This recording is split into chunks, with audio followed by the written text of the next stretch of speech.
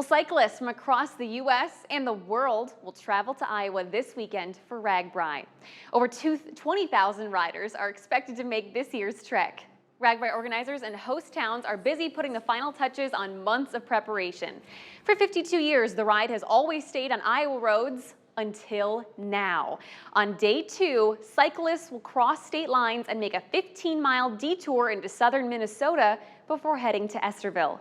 Organizers say they've worked hard to make the out-of-state stop feel just as inviting as the towns in Iowa. We had the opportunity to go say hi to our friends up north, talk to 3 different agencies that would help us. They all said yes, and they've been fantastic to work with. But we're creating kind of an oasis with tons of vendors. It'll definitely be one of the key spots and the highlights for the day. Nearly 24 vendors will fill the park, offering food and drinks to riders before they continue on their way. And following RAGBRAI tradition, riders can dip their tires in Pearl Lake nearby. Also new this year, a military flyover ahead of the opening ceremonies in Orange City tomorrow night. Riders will leave from there on Sunday and head to Milford, which is hosting overnight for the very first time. So RAGBRAI sets off on its week-long ride across the state on Sunday morning. Like we said, this year it begins in Orange City and travels 407 miles to Gutenberg.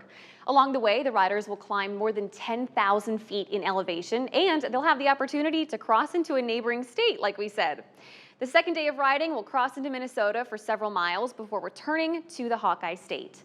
The Quad Cities Bicycle Club has 2 send-offs for riders traveling to western Iowa. Riders are picking up their paperwork at the Isle Bettendorf until 6:30 p.m. tonight, and then tomorrow morning from 6 a.m. to 7 a.m., those riders will load their bikes and leave for Orange City. RAGBRAI kicks off Sunday morning at 6 a.m.